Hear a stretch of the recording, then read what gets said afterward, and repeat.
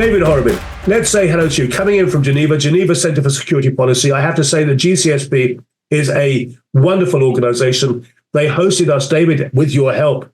You hosted us in our very first conference back in October 2019 when we were just beginning. We have always considered the GCSP, Geneva Center for Security Policy, as our older brother in the Eastern terms of an older brother. You know, people we look up to and we respect, and we sort of think, well, we want to become like that. At some stage, you want to overtake and take down your older brother. We accept that, but we'll leave that for another conversation at another time. All right, that happens sometime in the future. However, at the moment, older brother. David, I hope you're doing well. Do you want to come in and I don't know if you've been following some of the conversations we've been having. You have, and you're because the GCSP very, very much is building the leaders of the future and actually taking the present leaders and giving them better capabilities. To be honest, from your perspective, global urban resilience and the whole wide area of discussion around that. Please come in and introduce yourself. Tell us a bit about yourself and the GCSP and some of your thoughts around that. Okay. Thanks, David, and nice to see everybody. And I see a few familiar faces and a few familiar names, which is really great. I wasn't around yesterday because I was busy, but I was very, very interested in the kickoff session that happened on Tuesday. But indeed. Look, at the GCSP, we do a lot of work and research into global security issues, in particular, in my case, around the challenges associated with crisis management. In particular, looking at governments, how governments can start to better improve their crisis management capability, their crisis management decision-making. And we've been doing that now for 6 or 7 years, including, indeed, launching the ISRM a few years back. And very interesting listening to the speakers on Tuesday, Sheela and Toby and others, Jaroslav, who had all these comments about the challenges that we have facing us moving ahead. And I would say that in terms of the kind of certainly hundreds of government officials that we've had passing through, either we go to work with them or they're coming to GCSP here in Geneva, I think there is a very strong recognition that crisis management in particular and all the associated preparedness and planning around that, including the aspects of assessing risk management, risk mitigation, is a huge challenge, and is not getting any easier. No. And we may think that we have learned from COVID, and we've learned from conflicts in the past, other emergency in the past. There are some good things. There are some good things related to the technology that has improved resilience. In particular, I would say to natural disasters. It's never going to be perfect, but technology, geospatial work on technology, investment in preparedness activities around natural disasters has definitely improved. I've been in this emergency response crisis management game for 30 years now, and things are definitely changing.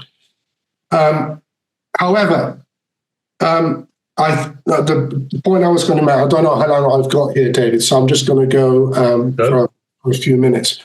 I think that one of the biggest issues that we have out there facing us today is the issue of trust, or I would say the loss or lack of trust. And this is not just around trust in leaders, trust in politicians, but this is also, I think, a loss of trust in some of these large multilateral institutions that over many decades now we have hoped and assumed that they would also be there to guide, help,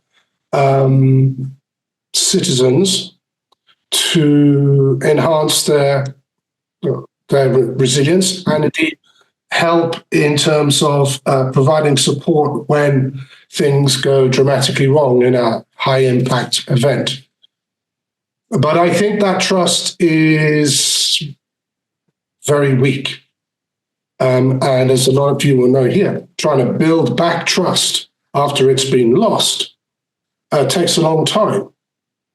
And I fear that, the next big thing, and there's lots of stuff going on, and so people have their own microcosms of trust, which can spread and ripple out wide, as we can think of some of the conflicts that are going on today.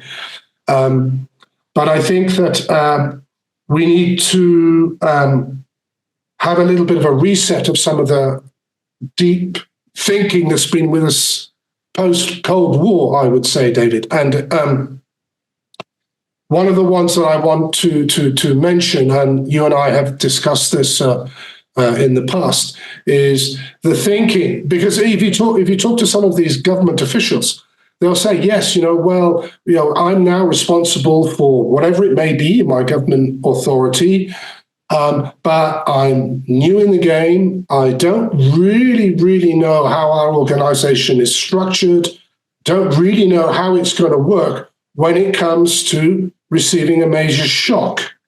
And there are governments, for sure, there are governments, I would say, not necessarily in Europe or North America, but there are governments who are saying, we really need to improve this now. And they are investing in developing the skills of their officials. And of course, those officials turn over. There's a churn of expertise and knowledge. And so there is a recognition, but I'm not so sure that they're really quite sure how they're going to deal with that in terms of high impact major events. So yes, one of the things I was going to mention is that I think a lot of us here, certainly in the academic and the practitioners world, will have been familiar with, the sort of early 60s VUCA thinking, the vulnerability, uncertainty, complexity, and ambiguity thinking, which really was a post-Cold War approach and has been around for a long time. And you are then kind of building your organizational structures, your decision-making, your risk assessment processes around this VUCA type approach. I think that is now out of date. And we need to have a slightly different mindset to that. Now, there are several models out there, but one of the ones that I like quite a lot and is subject to quite some discussion and debate is one which is called BANI, B-A-N-I. And this stands for brittleness. This is just that, especially with loads of interdependencies, which were talked upon on day one, everything is much more brittle. And we can look at that just in your day-to-day thinking, whether it be the internet. We're all being pushed down this, everything has to be done by the internet, by tech, by driving the tech. I'm not going to go into the sort of depths of some of that debate, but it's around maximizing profit at the cost of having more deeper resilience. So brittleness is one thing.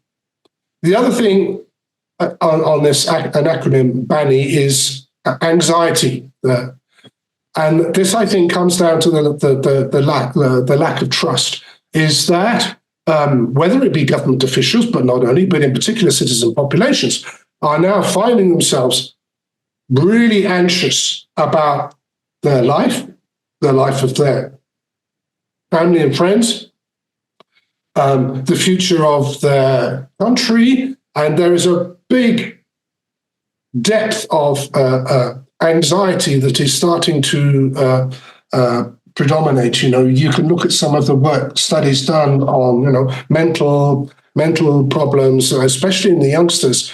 who I think who are more subject to this notion of Bani than many others. So there's an anxiety. And this is not helped because today everything is a crisis. Everything is a crisis. We have geopolitical crisis, we have climate crisis, we have financial crisis, we have health crisis. Everything is called a crisis. And this is not particularly helpful because in many cases, they are not really, if you look at some of the definitions that are around, they're not really true crises. They are emergencies which need to be managed and contained by the appropriate authorities with the needed skill sets and experience to navigate through that. But if people constantly, the media, the social media and politicians constantly talk about everything being a crisis, this creates anxiety. And that's not helpful. The end part is non-linearity.